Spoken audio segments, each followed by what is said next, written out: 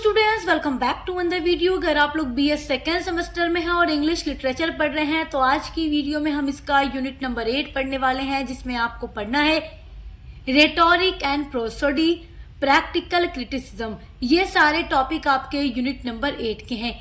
तो आज का जो वीडियो है यूनिट नंबर 8 का पार्ट 2 है, जिसमें हम प्रोसोडी के बारे में पढ़ने वाले हैं। यूनिट नंबर 8 की पार्ट 1 की वीडियो जरूर देखिएगा, जिसमें मैं आपको रेटोरिक के बारे में पूरा डिटेल में पढ़ा चुकी हूँ। तो चलिए आज हम प्रोसोडी के बारे में पूरा डिटेल में पढ़ते हैं। देखिए, जब आप प्रोसोडी को पढ़ेंगे तो इसमें कई सारे ऐसे पॉइंट आपको देखने को मिलेंगे जो आप पहले पढ़ चुके हैं यूनिट नंबर 3 में। देखिए, यूनिट नंबर 3 में आपके सिलेबस में पोएटिक डिवाइसेस दिया गया है, जिसमें आपने कई सारे पोएटिक डिवाइसेस को पढ़ा हुआ है। तो उसमें आप लोगों ने राइम के बारे में पढ़ा है, रिदम के बारे में पढ़ा है, स्ट्रेस एंड अनस्ट्रेट सेलेबल के बारे में पढ़ा है, मीटर के बारे में पढ़ा है। तो ये सभी प्रोसोडी के एलिमेंट्स होते हैं। तो वही चीजें आपको यहाँ पर फिर से प्रोसोडी में पढ़ना है। तो चलिए सबसे पहले मीनिंग ऑफ प्रोसोडी को जानते हैं कि प्रोसोडी का मीनिंग क्या है। Prosody is the branch of literature that deals with rhythm, stress, meter, rhyme and sound patterns of poetry. Prosody जो है ब्रांच यानी एक साहित्य की वह शाखा है, लिटरेचर की वो शाखा है, ब्रांच का मतलब शाखा, दैट डील्स जिसमें कि रिदम होता है, स्ट्रेस होता है। देखो, रिदम के बारे में आप जानते हो, एक लय होती है। जब आप पोएम पढ़ते हो तो उसमें आपको लय मिलती है, जिसके बारे में मैं यूनिट नंबर 3 में आपको पढ़ा चुकी हूँ। यूनिट नंबर 3 आप देखेंगे तो आपको इन चीजों के बारे में समझ आएगा। यहाँ पर भी मैं आगे आपको डिटेल में अभी समझाऊंगी, क्योंकि ये सारे ही टॉपिक प्रोसोडी के हैं। देखिए, रिदम यानी लय, स्ट्रेस का मतलब क्या होता है, जो आप बलाघात, जो घात होता है, जैसे कि हिंदी में बड़ी ई की मात्रा होती है, उसी तरीके से इंग्लिश में स्ट्रेस होता है। मीटर है, राइम है, और जो साउंड पैटर्न्स होता है किसी भी पोएट्री में। जब आप पोएम पढ़ते हो तो आपको राइम स्कीम देखने को मिलता है, और लाइन का जो लास्ट वर्ड होता है अगली किसी भी लाइन के लास्ट वर्ड के साथ मैच करता है, तो एक राइम पैटर्न बनता है, एक साउंड पैटर्न बनता है। तो जिस तरीके से कोई भी पोएट जब पोएम लिखता है तो उसमें कैसे रिदम का यूज है, कैसे स्ट्रेस एंड अनस्ट्रेट सेलेबल्स का यूज है, कैसे राइम स्कीम का यूज है, तो इन सब चीजों के थ्रू ही पोएम तैयार होती है, लिखी जाती है। तो वही चीजें हम प्रोसोडी में जानते हैं। It studies how a poem is structured and how it's sound create musical effects, emotions and meaning. It studies यानी प्रोसोडी में ये स्टडी की जाती है। हाउ मतलब कैसे, ए पोएम, एक जो पोएम होती है स्ट्रक्चर्ड, कैसे उसकी संरचना हुई है, कैसे वो पोएम लिखी गई है, एंड हाउ इट्स साउंड, और उसका साउंड कैसा है, उसकी राइम स्कीम कैसी है, रिदम कैसा है, मीटर उसमें क्या है, सारी चीजों के बारे में। Create musical effect, emotions and meaning. तो जो प्रोसोडी है वो ये बताता है कि कोई भी पोएम किस तरीके से लिखी जाती है, उसकी राइम स्कीम क्या होती है, उस किस लय में वो लिखी जाती है, उसकी जो सौंदर्यता होती है, उसकी जो इफेक्ट होते हैं, जो भावनाएं होती हैं, जो मीनिंग होती है, उन सभी को समझने के लिए जिस चीज की हम स्टडी करते हैं वही प्रोसोडी कही जाती है। Prosody is the study of the art and technique of poetry. देखिए, प्रोसोडी जो है पोएम की आर्ट और टेक्निक की स्टडी होती है, यानी कि प्रोसोडी में किसी भी पोएम की आर्ट और टेक्निक की स्टडी की जाती है। It helps readers understand why a poem sounds pleasant and how poets use language to create a particular effect. It helps, जो प्रोसोडी है वो हेल्प करता है रीडर्स की अंडरस्टैंड यानी समझने में, व्हाई ए पोएम, जो एक पोएम है वो किस तरीके से साउंड उसका होता है। यानी कि प्रोसोडी रीडर्स को ये समझने में मदद करती है कि कविता सुनने में मधुर क्यों लगती है, मीठी क्यों लगती है, और पोएट किस तरीके से लैंग्वेज का यूज करके इस पर इफेक्ट डालते हैं।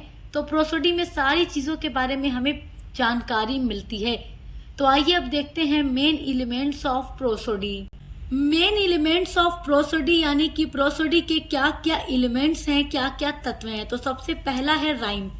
Rhyme is the repetition of similar sounds usually at the end of line। तो राइम उन शब्दों को कहते हैं जब पोएम की लाइन एंड होती है तो अगली किसी भी लाइन के साथ उसका वर्ड मैच करता है, तो एक राइम स्कीम क्रिएट हो जाती है। तो राइम स्कीम को तुकांत कहते हैं। तो राइम उन शब्दों को कहते हैं जिनके अंतिम ध्वनि भाग समान होते हैं। यहाँ पर देखिए मैंने राइम का एग्जाम्पल भी नोट किया है। जैसे आप कोई पोएम पढ़ रहे हो और उसकी फर्स्ट लाइन के लास्ट वर्ड आपको स्काई देखने को मिले और अगली किसी भी लाइन में आपको फ्लाई देखने को मिले, तो स्काई फ्लाई इस तरीके से एक राइम बन जाती है।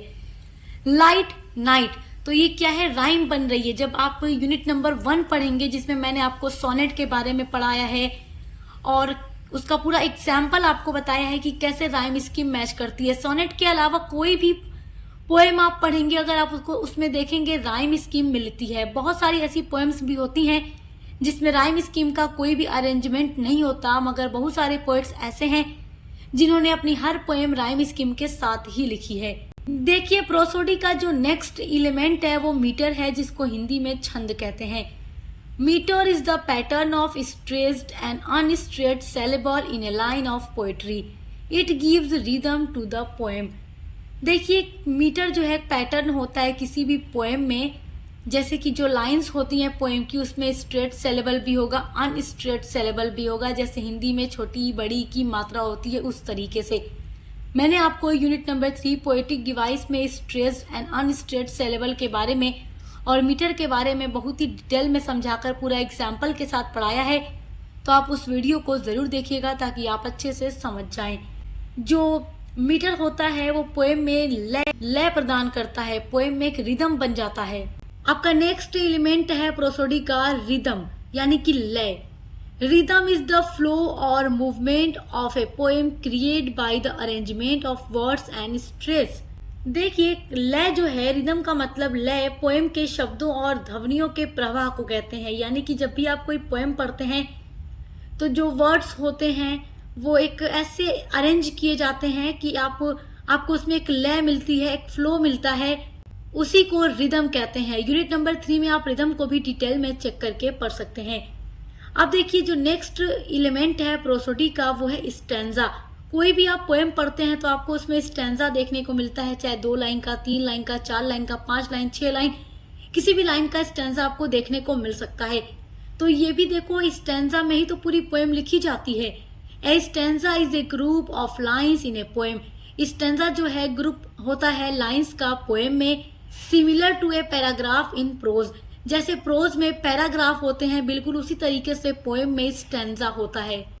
प्रोसोडी का जो 5वां एलिमेंट है वो है साउंड डिवाइसेस। यानी कि कोई भी पोएट जब पोएम लिखता है तो जब भी वो पोएम लिखता है तो अपनी पोएम में अच्छा इफेक्ट डालने के लिए वो फिगर ऑफ स्पीच का यूज करता है। और फिगर ऑफ स्पीच भी आपके यूनिट नंबर 3 में दिया गया है, जो कि एक पोएटिक डिवाइस है। कोई भी पोएट बिना फिगर ऑफ स्पीच का यूज किए अपनी पोएम नहीं लिखता, क्योंकि फिगर ऑफ स्पीच की हेल्प से ही वो अपनी पोएम में अच्छा खासा इफेक्ट डाल पाता है। Poets use various sound devices such as, यानी कि पोएट्स अपनी पोएम में बहुत तरीके के साउंड डिवाइसेज यानी कि फिगर ऑफ स्पीच को यूज करते हैं। सच एज जैसे कि, यानी कि एग्जाम्पल आप ले सकते हो एलिट्रेशन का या एसोनेंस का या कॉन्सोनेंस का।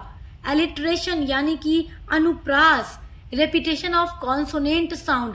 रेपिटेशन यानी कि बार बार एक ही ध्वनि आती है, या रेपिटेशन का मतलब बार बार आता है कॉन्सोनेंट साउंड, तो वो एलिट्रेशन होता है।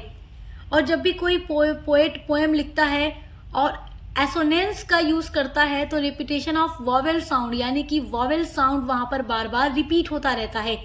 और एलिट्रेशन का यूज अगर पोएट करता है तो उसकी पोएम में बार बार कॉन्सोनेंट का साउंड रिपीट होता है। और कॉन्सोनेंस में देखो क्या होता है, repetition of consonant sound with in words. तो इसमें क्या होता है कि रेपिटेशन होती है कॉन्सोनेंट साउंड की विद इन वर्ड्स। तो इस तरीके से अलग अलग तरीके के फिगर ऑफ स्पीच का यूज करके पोएट अपनी पोएम में अच्छा इफेक्ट डालता है। और ये सारी चीजें हम कहाँ पढ़ रहे होते हैं, प्रोसोडी में। प्रोसोडी पढ़ते हैं तो हमें इसके बारे में जानकारी मिल जाती है।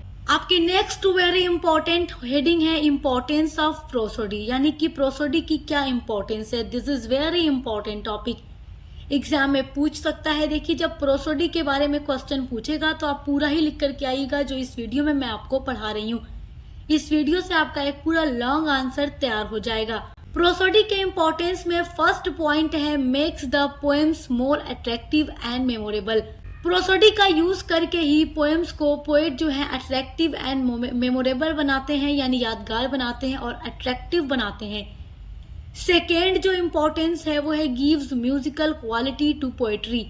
प्रोसोडी के थ्रू ही, यानी इसके एलिमेंट्स का ही यूज करके पोएट अपनी पोएम में म्यूजिकल क्वालिटी लेकर आ पाते हैं। थर्ड पॉइंट है हेल्प्स एक्सप्रेस इमोशंस इफेक्टिवली, यानी कि पोएम के थ्रू क्या होता है और अलग अलग प्रोसोडी के एलिमेंट्स का यूज करके पोएट अपनी इमोशंस को काफी अच्छे तरीके से एक्सप्रेस कर पाते हैं। फोर्थ आपको पॉइंट है helps reader understand the poets style and technique. Poet की जो स्टाइल और टेक्निक होती है वो प्रोसोडी के थ्रू समझने में मदद मिलती है। तो ये सब प्रोसोडी के इम्पोर्टेंस हैं। आई होप कि आप समझ गए होंगे। तो आपका जो 1 से लेकर 8 तक का यूनिट है हम उसको पूरा कंप्लीट करवा चुके हैं। इसके पहले की यूनिट्स को पढ़ने के लिए आप प्लेलिस्ट को चेक जरूर कीजिएगा। और इंग्लिश लिटरेचर के अलावा आपके बीए के हर एक सब्जेक्ट की क्लासेस चल रही हैं, मॉडल पेपर की वीडियोस अपलोड हो रही हैं और आपके को करिकुलर की भी पूरी क्लासेस चल रही हैं। तो देख करके आप अच्छे से एग्जाम की तैयारी कर सकते हैं। वीडियो पसंद आया तो लाइक कमेंट शेयर करना मत भूलिएगा। चैनल को सब्सक्राइब जरूर कीजिएगा, क्योंकि यहाँ पर आपके बीए के हर एक सेमेस्टर में हर एक सब्जेक्ट की तैयारी कराई जाती है। तो अच्छे से पढ़ाई करते रहिए। Best of luck. हम मिलते हैं अगली वीडियो के साथ।